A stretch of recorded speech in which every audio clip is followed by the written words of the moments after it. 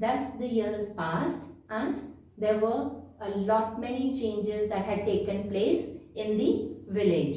Bholi had grown up. The little primary school had been changed into a high school. Now there was a cinema under a tin shed and a cotton mill in the village, and the mail train had also started stopping at their railway station. One night after dinner, Ramlal and his wife were discussing a marriage proposal that had been sent for Bholi.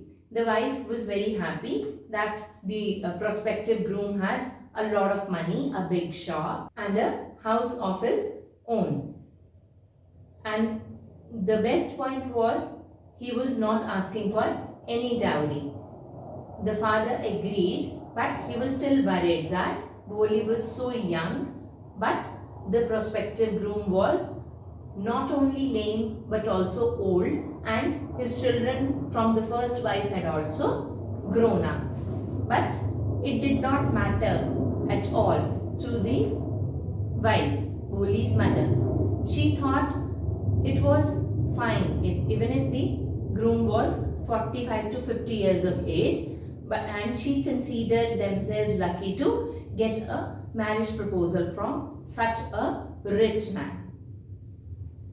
And then she also adds that Bholi was lucky that in spite of pockmarks and lack of intelligence, she was getting married to such a rich man. The father was worried about what Bholi would say, and the mother said that she did not have any right to say anything. The Ramlal agreed. In the other corner of the courtyard, Bholi lay awake on her cot as she was listening to her parents' conversation.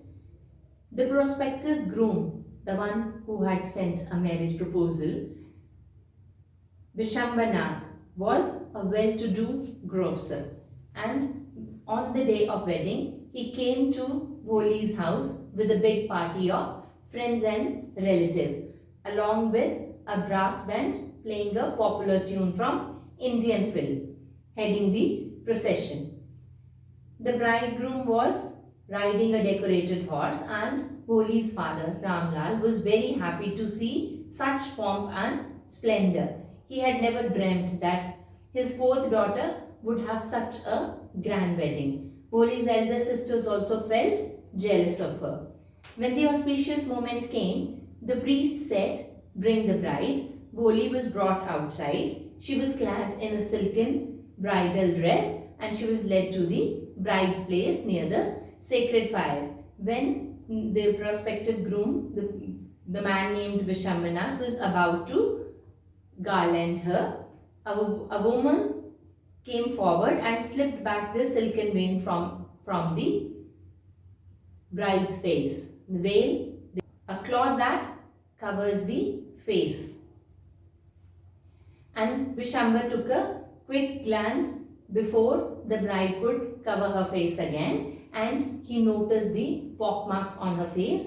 He spoke to one of his friends that the bride had pockmarks on her face. The friend answered that he himself was no young.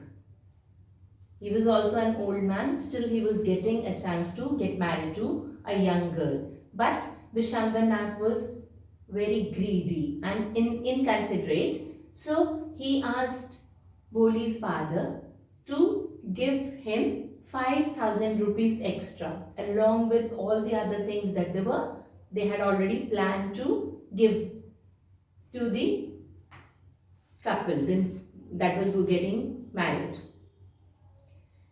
Ramlal was very upset, and he requested Vishambanath to agree to take 2,000 rupees, since it was quite difficult for him to offer 5,000 rupees. But Vishambanath was so greedy that he refused to budge.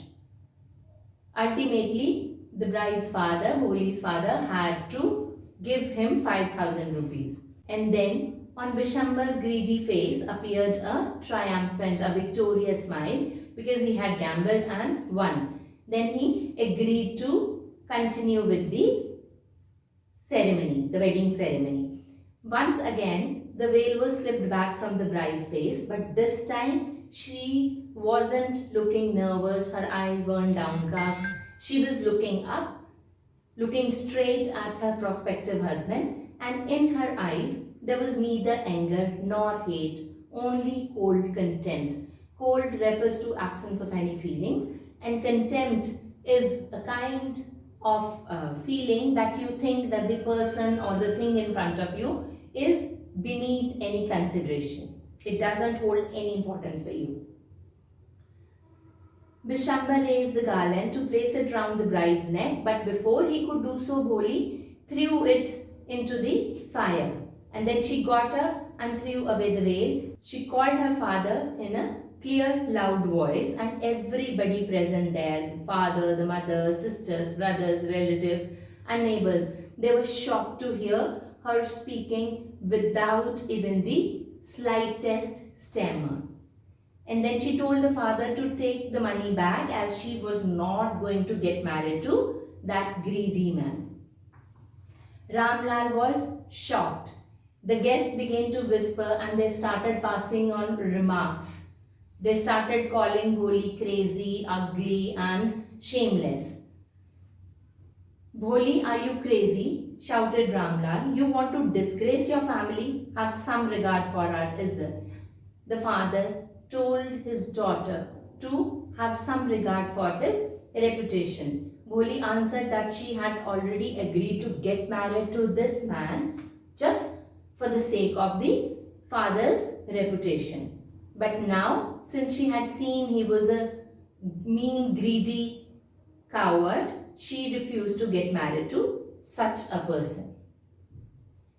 What a shameless girl. We all thought she was a harmless dumb cow. An old lady passed a rude comment, a rude remark. Bholi turned violently on the old woman. She said, "Yes, auntie, you're right. You all thought that I was a dumb driven cow. That's why you wanted to hand me over to this heartless creature. But now this dumb cow, this stammering fool is speaking. Do you want to hear more?" Everybody was again surprised because they never thought that Bholi would speak such long sentences and such meaningful conversation would be started by her. Vishambanath started going back with his party. Ramlal stood rooted to the ground because he was overwhelmed with a sense of grief and shame. He was quite embarrassed because of the incident. Ramlal stood rooted to the ground, his head bowed low with the weight of grief and shame. He was quite embarrassed because of the events of the day. The flames of the sacred fire slowly died down. Everyone went away to their own places, but Ramlal turned to Bholi and said, "But what about you now? No one will ever marry you now. What shall we do with you?" He was quite worried because he knew after that incident no one would want to marry to such a girl who had the guts to oppose a number of people and to raise her voice against the social customs prevailing at that time. This also tells us that in those days, the ultimate goal of a girl's life was thought to be getting married. Their qualities, their talent had no importance. They were supposed to learn household tasks and get married.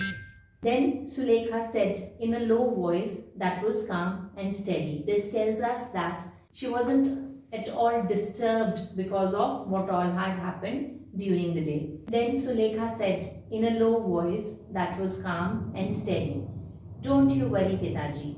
In your old age, I'll serve you and mother. I will teach in the same school where I learned so much. Isn't that right, ma'am?" Children, you need to note that now the writer has referred to Bholi as Sulekha because before this incident, she was considered to be a dumb cow. She had no rights. She did not exist as an individual.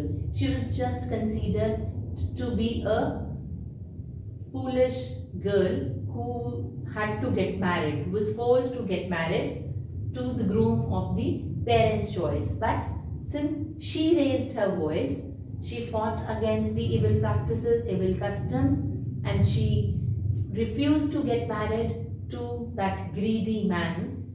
The writer has highlighted that she has shown all others that she had the ability to think and act. And she is consoling the father. She told the father not to worry about her, and she also shared her plans for the future, that she had no intention to get married.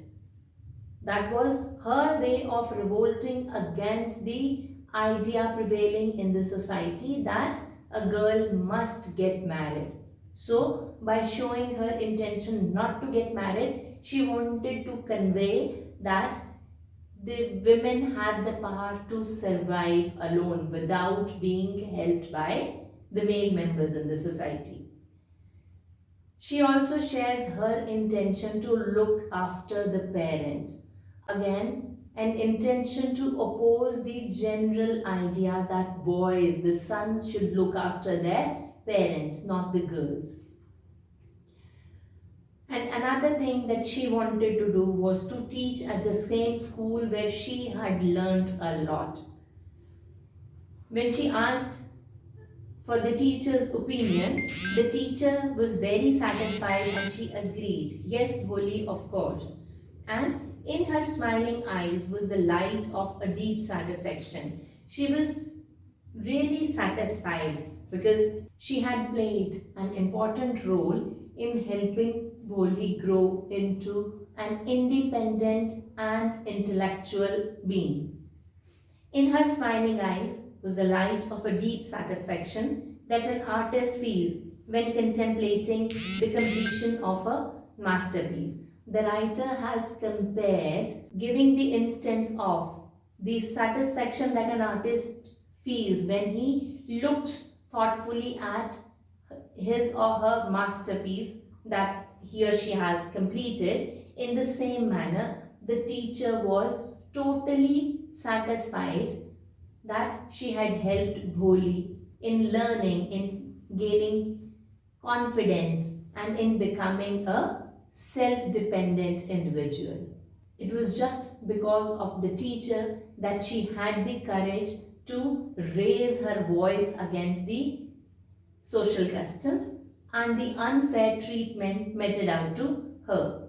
That is why she refused to get married to a greedy old man. The writer has highlighted that education can empower women, it can enable them to fight for their rights and to raise their voice against all kinds of wrong practices prevailing in the society. And that's all for today. Thank you.